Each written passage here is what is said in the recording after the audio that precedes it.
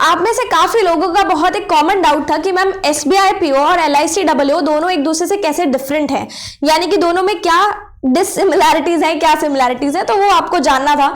तो I thought why not आज इस टॉपिक को ही डिस्कस कर लिया जाए। So hello everyone, I welcome you all to study Neeti and I am Smriti, selected as an SBI PO and an LIC WO in the year 2019। तो आज का टॉपिक जैसे आपने देख लिया होगा इज अ टॉपिक कि एलआईसी डब्ल्यूओ एसबीआई पीओ से कितना डिफरेंट है या वाइस वर्सा। तो यहाँ पे ना हम लोग आज कुछ कुछ फैक्टर्स के ऊपर बात करेंगे और उन फैक्टर्स के ऊपर बात करके ना आपको क्लैरिटी आ जाएगी कि कहाँ पे डिफरेंस आ रहा है और कहाँ पे दोनों चीजें सेम हो रही हैं।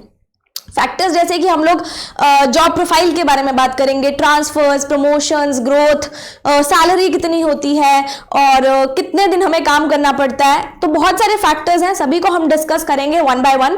पहला फैक्टर यहाँ पे सबसे बेसिक हमें जानना होता है कि हमारी जॉब प्रोफाइल क्या है, जिसमें हम लोग काम करने वाले हैं, वो पोस्ट क्या है।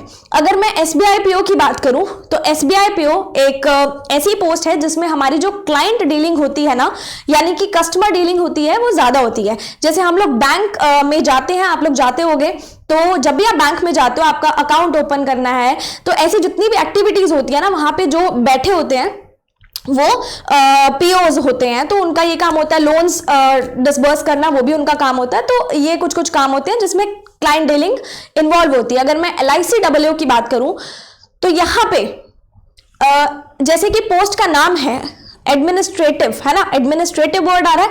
एडमिनिस्ट्रेटिव का मतलब क्या है, यहाँ पे क्लाइंट डीलिंग, जो कस्टमर डीलिंग होती है वो काफी लिमिटेड रहती है। मतलब हो सकता है कि कस्टमर डीलिंग में आपको डाला जाए, हो सकता है ना डाला जाए, तो वो एक इसमें डिफरेंस रहता है। जो एलआईसी डब्ल्यूओ होता है उसका काम क्या होता है कि आपको जो भी पॉलिसीज ऑर्गेनाइजेशन में कुछ फ्रेम करनी है, कुछ पॉलिसीज को एनालाइज करना है, किसी को रिव्यू करना है, किसी को इंप्लीमेंट करना है, टीम वर्क करना है, तो वो उस पर ज्यादा ध्यान दिया जाता है। तो दोनों के रोल्स इस तरीके से डिफरेंट होते हैं, ठीक है। नेक्स्ट मैं बात करूंगी पोस्टिंग्स की। अब यहाँ पे जब आप एक एसबीआई पीओ सिलेक्टेड होते हो तो आपकी पोस्टिंग रूरल एरियाज में भी करी जा सकती है, सेमी अर्बन एरियाज और अर्बन एरियाज, कहीं पे भी आपकी पोस्टिंग हो सकती है इररिस्पेक्टिव आप कौन से स्टेट से हो, ठीक है। तो वो चीज रहती है। अगर मैं एलआईसी डब्ल्यूओ की बात करूं तो यहाँ पे आपको मोस्टली अर्बन पोस्टिंग्स दी जाती है, यानी कि किसी सिटी में दिया जाएगा आपको पोस्टिंग। कुछ रेयर केसेस हो सकते हैं कि आपको रूरल पोस्टिंग मिले, बट ज्यादातर यही देखा जाता है कि आपको सिटी में मिलती है। तो दोनों में ये डिफरेंस रहेगा, ओके। पहली पोस्टिंग को भी कंसीडर करके और वैसे भी कंसीडर करके। अगली बात हमारी आती है ट्रांसफर्स की। ट्रांसफर यानी कि आपको कितना फ्रीक्वेंसी में ट्रांसफर किया जाता है। अगर मैं एसबीआई पीओ की बात करूं तो यहाँ पे ट्रांसफर्स थोड़े से ना फ्रीक्वेंट होते हैं, मतलब कम पीरियड ऑफ टाइम में हो सकता है आपको 6 महीने में ट्रांसफर कर दे, हो सकता है आपको 1 साल में ट्रांसफर कर दे, तो वो डिपेंड करता है कि व्हाट इज रिक्वायर्ड, ठीक है। अगर मैं एलआईसी डब्ल्यूओ की बात करूं तो यहाँ पे ट्रांसफर्स फ्रीक्वेंट नहीं होते हैं। इंस्टेड आपको ऐसा भी हो सकता है कि एवरी 5 ईयर्स आपका ट्रांसफर हो रहा है या फिर एवरी 4 ईयर्स होता है, हो सकता है ना भी हो। आप उसी जहां पे काम कर रहे हो, जिस भी ब्रांच में कहूं या एलआईसी के ऑफिस में कहूं, तो आप वहां पे भी रह सकते हो। तो इन दोनों में ये डिफरेंस होता है। अगली बात मैं करूंगी सैलरी एंड अलाउंसेस की, जो बहुत ज्यादा एक बेसिक चीज होती है समझने वाली। अगर मैं एसबीआई पीओ की बात करूं तो इसकी बेसिक पे है 41960 और इसकी एलआईसी डब्ल्यूओ की बेसिक पे है 53,600। अब ये जो बेसिक पे होती है ना, ये दोनों की इतनी है। बेसिक पे के अंदर हमारे एचआरए जुड़ जाता है, डीए जुड़ जाता है, तो ऐसे 3-4 फैक्टर्स होते हैं जो एड ऑन होते हैं। उसके बाद हम लोग आते हैं ग्रॉस पे। तो ग्रॉस दोनों की अगर आप देखोगे तो इसकी 71,000 अप्रोक्सीमेटली बता रही हूं मैं आपको यहाँ पे फिगर्स, 2-4 हजार ऊपर नीचे हो सकता है। इसकी बताऊं तो 85,000 ग्रॉस में से कुछ डिडक्शंस भी हो सकती हैं। और जो नेट सैलरी हमारी होती है ना, नेट सैलरी एसबीआई पीओ की 57,000 रहती है और एलआईसी डब्ल्यूओ की 75,000 अप्रोक्सीमेटली रहती है। 2-3 हजार ऊपर नीचे हो सकता है। बेसिक पे की बात करूं तो इसकी ही ज्यादा है, नेट पे की बात करूं तो भी इसकी ज्यादा है।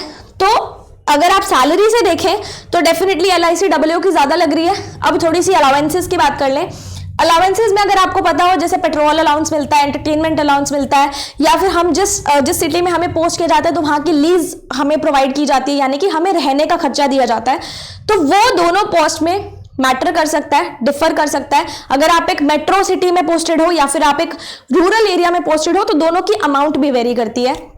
अलाउंसेस की बात करूं तो सिमिलर अलाउंस मतलब अमाउंट की बात करूं तो सिमिलर अमाउंट ही रहती है, 2-3 हज़ार ऊपर नीचे हो सकता है क्योंकि काफ़ी सारे अलाउंसेस ऐड होके हमें जो है दिया जाता है, तो वो सब चीज़ें सिमिलर रहती है, बाकी सैलरी में इतना डिफरेंस आता है। ठीक है, अगली बात हम करेंगे प्रमोशंस एंड ग्रोथ की। अगर मैं SBI PO की बात करूं तो आपके जो प्रमोशंस होते हैं ना थोड़ी सी तेज गति से होते हैं। जैसे आपका एवरी 3 ईयर प्रमोशन, जैसे आपका जो स्टार्ट प्रमोशन होता है वो 3 ईयर में स्टार्ट हो जाता है, तो यहाँ पे आपको कुछ एग्जामिनेशंस लाइक JIB CIB ऐसा क्लियर करना होता है, then you are qualified for promotions. Every 3 year आपका ट्रांसफर प्रमोशन हो सकता है। और अगर मैं LICWO की बात करूं तो यहाँ पे प्रमोशन का पेस जो होता है थोड़ा सा स्लो होता है, आपको 4 साल में प्रमोशन देखने को मिल सकता है या फिर 5 साल में देखने को मिल सकता है, तो इतना डिफरेंस रहता है। तो इसकी स्पीड SBI PO की डेफिनेटली स्पीड थोड़ी सी ज्यादा होती है और LICWO की थोड़ी सी कम होती है। अगर मैं ग्रोथ की बात करूं तो आप SBI PO में भी हायर लेवल तक जा सकते हो, LICWO में भी हायर लेवल तक, हायर पोस्ट तक जा सकते हो, बस थोड़ा सा स्पीड का फर्क है। ठीक है, जल्दी जल्दी जाना है तो SBI PO, थोड़ा सा रुक रुक के, लेकिन दोनों ही अपने आप में बहुत अच्छी पोस्ट है। आप दोनों के जो पोस्ट है उसको ऐसा मत कंपेयर करना कि नहीं इसका तो कम है इसका तो ज्यादा है, नहीं, दोनों बहुत अच्छे हैं। वर्क प्रेशर की बात करूं तो जैसे मैंने फर्स्ट पॉइंट में बात करी थी कि क्लाइंट डीलिंग SBI PO में ज्यादा रहती है, सारा दिन क्लाइंट से करना पड़ता है, तो वहां पे थोड़ा सा ना वर्क प्रेशर ज्यादा हो जाता है क्योंकि हमें जो क्लाइंट होता है, जो कस्टमर होता है, उसके अकॉर्डिंग काम करना पड़ता है। जैसा वो बोलेगा अकाउंट खुलवाना है तो खुलवाओ, लोन करना है तो करो, आपको उसके अकॉर्डिंग काम करना पड़ेगा। आपके पास जो काम पड़ा है उसके लिए आपको स्पेयर टाइम निकालना पड़ता है।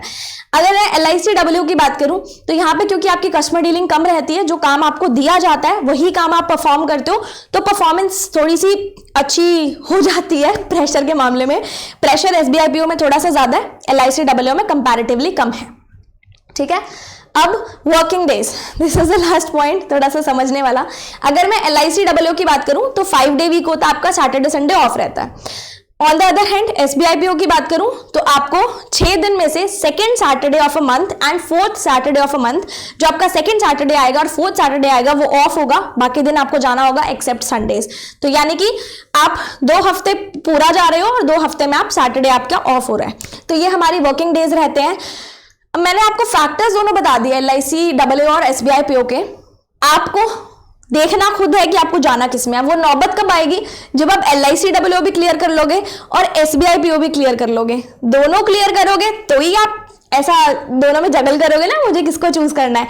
तो आप भगवान से प्रे करो कि ऐसी आपके पास अपॉर्चुनिटी आए कि आपको किसी एक को चूज करना पड़े अपने प्रेफरेंसेस के अकॉर्डिंग। तो ये आज का सेशन था, आई होप आपको सेशन अच्छा लगा होगा।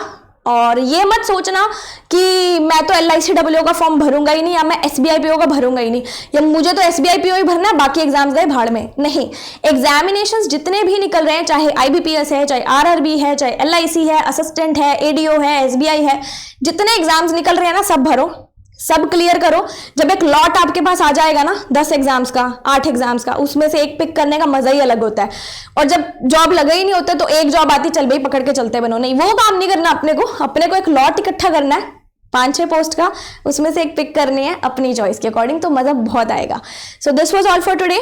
बाकी जो बैंक रिलेटेड वीडियोज और LIC रिलेटेड वीडियोज हमारे चैनल पे अवेलेबल हैं, अब वो भी देख सकते हो। स्टडी वीडियोस भी अवेलेबल हैं किसी को पढ़ना है तो।